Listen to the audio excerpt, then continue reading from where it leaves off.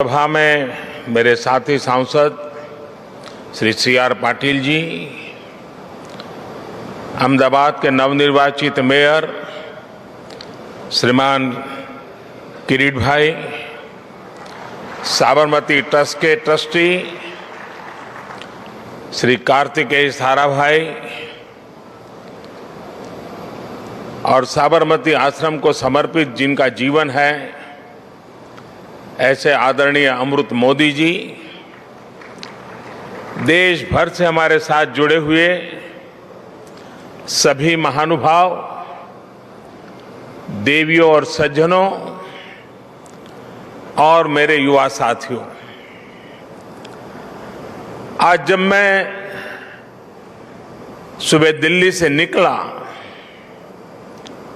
तो बहुत ही अद्भुत संयोग हुआ। अमृत महोत्सव के प्रारंभ होने से पहले आज देश की राजधानी में अमृत वर्षा भी हुई और वरुण देव ने आशीर्वाद भी दिया।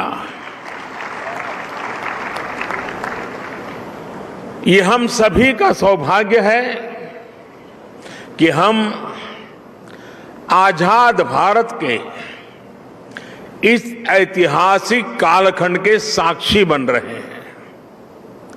आज दांडी यात्रा की वर्षगांठ पर हम बापू की इस कर्मस्थली पर इतिहास बनते भी देख रहे हैं और इतिहास का हिस्सा भी बन रहे हैं। आज आजादी के अमृत महोत्सव का प्रारंभ हो रहा है, पहला दिन है। अमृत महोत्सव 15 अगस्त 2022 से 75 सप्ताह पूर्व आज प्रारंभ हुआ है और 15 अगस्त 2023 तक चलेगा। हमारे यहां मान्यता है कि जब कभी ऐसा अवसर आता है तब सारे तीर्थों का एक साथ संगम हो जाता है। आज एक राष्ट्र के रूप में भारत के लिए भी ऐसा ही पवित्र अवसर है। आज हमारे स्वाधीनता संग्राम के कितने ही पुण्य तीर्थ, कितने ही पवित्र केंद्र साबरमती आश्रम से जुड़े रहे हैं। स्वाधीनता संग्राम की पराकाष्ठा को प्रणाम करने वाली अंडमान की सेल्यूलर जेल, अरुणाचल प्रदेश से एंग्लो इंडियन वॉर की गवाह केकर मॉर्निंग की भूमि, मुंबई का अगस्त क्रांति मैदान, पंजाब का जलियांवाला बाग, उत्तर प्रदेश का मेरठ, काकोरी और झांसी, देश भर में ऐसे कितने ही स्थान पर आज एक साथ इस अमृत महोत्सव का श्री गणेश हो रहा है। ऐसा लग रहा है जैसे आजादी के असंख्य संघर्ष, असंख्य बलिदानों का और असंख्य तपस्याओं की ऊर्जा पूरे भारत में एक साथ पुनर्जागृत हो रही है। मैं इस पुण्य अवसर पर बापू के चरणों में अपने श्रद्धा सुमन अर्पित करता हूं। मैं देश के स्वाधीनता संग्राम में अपने आप को आहूत करने वाले, देश को नेतृत्व देने वाली सभी महान विभूतियों के चरणों में आदरपूर्वक नमन करता हूं, उनका कोटि कोटि वंदन करता हूं। मैं उन सभी वीर जवानों को भी नमन करता हूं जिन्होंने आजादी के बाद भी राष्ट्र रक्षा की परंपरा को जीवित रखा, देश की रक्षा के लिए सर्वोच्च बलिदान दिए, शहीद हो गए। जिन पुण्य आत्माओं ने आजाद भारत के पुनर्निर्माण में प्रगति की एक एक ईंट रखी, 75 वर्ष में देश को यहां तक लाए, मैं उन सभी के चरणों में भी अपना प्रणाम करता हूं। साथियों, जब हम गुलामी के उस दौर की कल्पना करते हैं जहां करोड़ों करोड़ लोगों ने सदियों तक आजादी की एक सुबह का इंतजार किया, तब ये एहसास और बढ़ता है कि आजादी के 75 साल का अवसर कितना ऐतिहासिक है, कितना गौरवशाली है। इस पर्व में शाश्वत भारत की परंपरा भी है, स्वाधीनता संग्राम की परछाई भी है और आजाद भारत के गौरवान्वित करने वाली प्रगति भी है। इसलिए अभी आपके सामने जो प्रेजेंटेशन रखा गया, उसमें अमृत महोत्सव के 5 स्तंभों पर विशेष जोर दिया गया है। Freedom struggle, ideas at 75, achievements at 75, actions at 75 और रिजॉल्व्स एट 75। ये पांचों स्तंभ आजादी की लड़ाई के साथ साथ आजाद भारत के सपनों और कर्तव्यों को देश के सामने रखकर आगे बढ़ने की प्रेरणा देंगे। इन्हीं संदेशों के आधार पर आज अमृत महोत्सव की वेबसाइट के साथ चरखा अभियान और आत्मनिर्भर इंक्यूबेटर को भी लॉन्च किया गया है। भाइयों और बहनों, इतिहास साक्षी है कि किसी राष्ट्र का गौरव तभी जागृत रहता है जब वो अपने स्वाभिमान और बलिदान की परंपराओं को अगली पीढ़ी को भी सिखाता है, संस्कारित करता है, उन्हें इसके लिए निरंतर प्रेरित करता है। किसी राष्ट्र का भविष्य तभी उज्जवल होता है जब वो अपने अतीत के अनुभवों और विरासत के गर्व से पल पल जुड़ा रहता है। फिर भारत के पास तो गर्व करने के लिए अथाह भंडार है, समृद्ध इतिहास है, चेतनामय सांस्कृतिक विरासत है।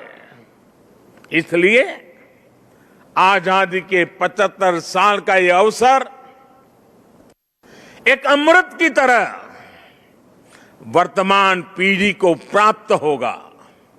एक ऐसा अमृत जो हमें प्रतिपल देश के लिए जीने, देश के लिए कुछ करने के लिए प्रेरित करेगा।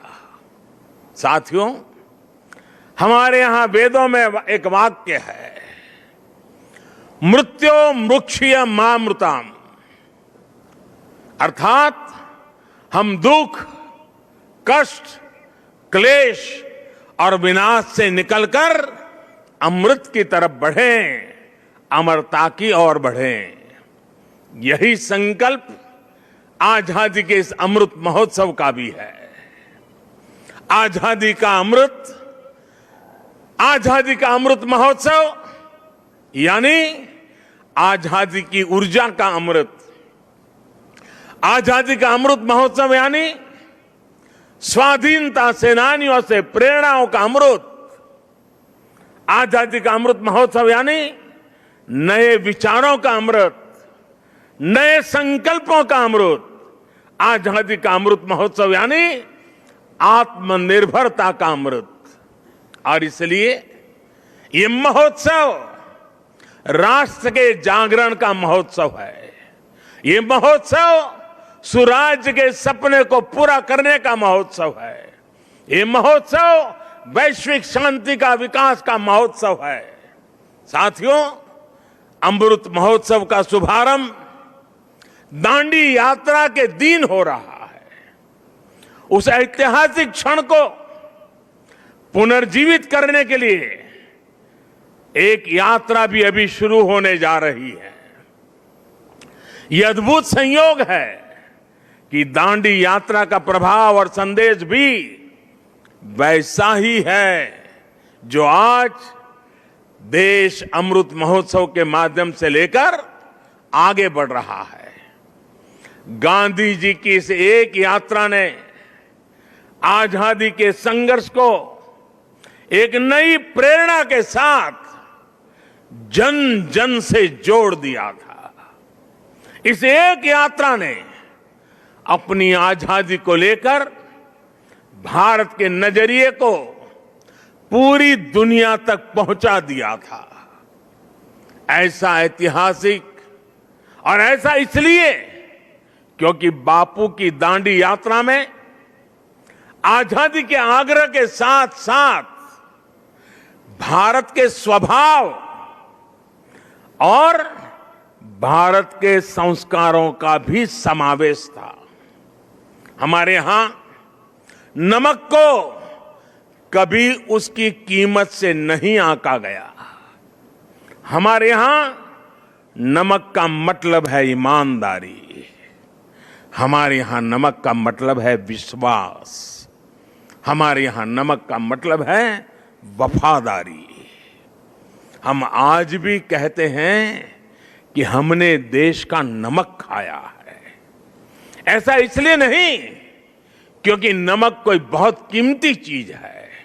ऐसा इसलिए क्योंकि नमक हमारे यहां श्रम और समानता का प्रतीक है। उस दौर में नमक भारत की आत्मनिर्भरता का एक प्रतीक था। अंग्रेजों ने भारत के मूल्यों के साथ साथ इस आत्मनिर्भरता पर भी चोट की।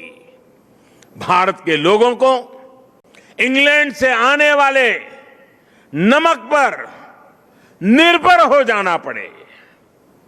गांधी जी ने देश के उस पुराने दर्द को समझा, जन जन से जुड़ी उस नब्ज को पकड़ा और देखते ही देखते ये आंदोलन हर एक भारतीय का आंदोलन बन गया, हर एक भारतीय का संकल्प बन गया। साथियों, इसी तरह आजादी की लड़ाई में अलग अलग संग्रामों, अलग अलग घटनाओं की भी अपनी प्रेरणाएं हैं, अपने संदेश हैं, जिन्हें आज का भारत आत्मसात कर आगे बढ़ सकता है। 1857 का स्वातंत्र संग्राम, महात्मा गांधी का विदेश से लौटना, देश को सत्याग्रह की ताकत फिर याद दिलाना, लोकमान्य तिलक का पूर्ण स्वराज का आह्वान, नेताजी सुभाष चंद्र बोस के नेतृत्व में आजाद हिंद फौज का दिल्ली मार्च, दिल्ली चलो, ये नारा आज भी हिंदुस्तान भूल नहीं सकता है। 1942 का अविस्मरणीय आंदोलन, अंग्रेजों भारत छोड़ो का वो उद्घोष, ऐसे कितने ही अनगिनत पड़ाव जिनसे हम प्रेरणा लेते हैं, ऊर्जा लेते हैं। ऐसे कितने ही हुतात्मा सेनानी हैं जिनके प्रति देश हर रोज अपनी कृतज्ञता व्यक्त करता है। 1857 की क्रांति के मंगल पांडे, तात्या टोपे जैसे वीर हों, अंग्रेजों की फौज के सामने निर्भीक गर्जना करने वाली रानी लक्ष्मीबाई हो, कित्तूर की रानी चेन्नम्मा हो, रानी गाइडिनल्यू हो, चंद्रशेखर आजाद, रामप्रसाद बिस्मिल, भगत सिंह, सुखदेव, राजगुरु, अतफाउल्लाह खां, गुरुराम सिंह, टिटू जी, पोल रामास्वामी जैसे वीर हो, या फिर पंडित नेहरू, सरदार पटेल, बाबा साहब आंबेडकर, सुभाष चंद्र बोस, मौलाना आजाद, खान अब्दुल गफार खान, वीर सावरकर जैसे अनगिनत जननायक, ये सभी महान व्यक्तित्व आजादी के आंदोलन के पथदर्शक रहे हैं। आज इन्हीं के सपनों को भारत बनाने के लिए, उनके सपनों का भारत बनाने के लिए हम सामूहिक संकल्प ले रहे हैं, इनसे प्रेरणा ले रहे हैं। साथियों, हमारे स्वाधीनता संग्राम में ऐसे भी कितने आंदोलन हैं, कितने ही संघर्ष हैं जो देश के सामने उस रूप में नहीं आए जैसे आने चाहिए थे। ये एक एक संग्राम, संघर्ष अपने आप में भारत की असत्य के खिलाफ सत्य की सशक्त घोषणाएं हैं। एक एक संग्राम भारत के स्वाधीन स्वभाव के सबूत है। ये संग्राम इस बात का भी साक्षात प्रमाण है कि अन्याय, शोषण और हिंसा के खिलाफ भारत की जो चेतना राम के युग में थी, महाभारत के कुरुक्षेत्र में थी, हल्दी घाटी की रणभूमि में थी, शिवाजी के उद्घोष में थी, वही शाश्वत चेतना, वही अदम्य शौर्य भारत के हर क्षेत्र, हर वर्ग और हर समाज ने आजादी की लड़ाई में अपने भीतर प्रज्वलित करके रखा था। जननी जन्मभूमिश्च स्वर्गादपि करियसी, ये मंत्र आज भी हमें प्रेरणा देता है। आप देखिए हमारे इस इतिहास को, कोल आंदोलन हो या हो संघर्ष, खासी आंदोलन हो या संथाल क्रांति, कछोहा कछार नागा संघर्ष हो या कूका आंदोलन, भील आंदोलन हो या मुंडा क्रांति, सन्यासी आंदोलन हो या रमोसी संघर्ष, कित्तूर आंदोलन, त्रावणकोर आंदोलन, बारडोली सत्याग्रह, चंपारण सत्याग्रह, संबलपुर संघर्ष, चुआर संघर्ष, बुंदेल संघर्ष, ऐसे कितने ही संघर्ष और आंदोलनों ने देश के हर भूभाग को, हर कालखंड में आजादी की ज्योति से प्रज्वलित रखा।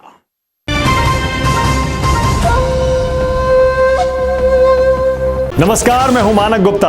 अगर आपको हमारा ये वीडियो पसंद आया हो तो इसे लाइक और शेयर जरूर करें, और हां, हमें सब्सक्राइब और फॉलो करना ना भूलें ताकि आप देश और दुनिया की कोई खबर मिस ना करें।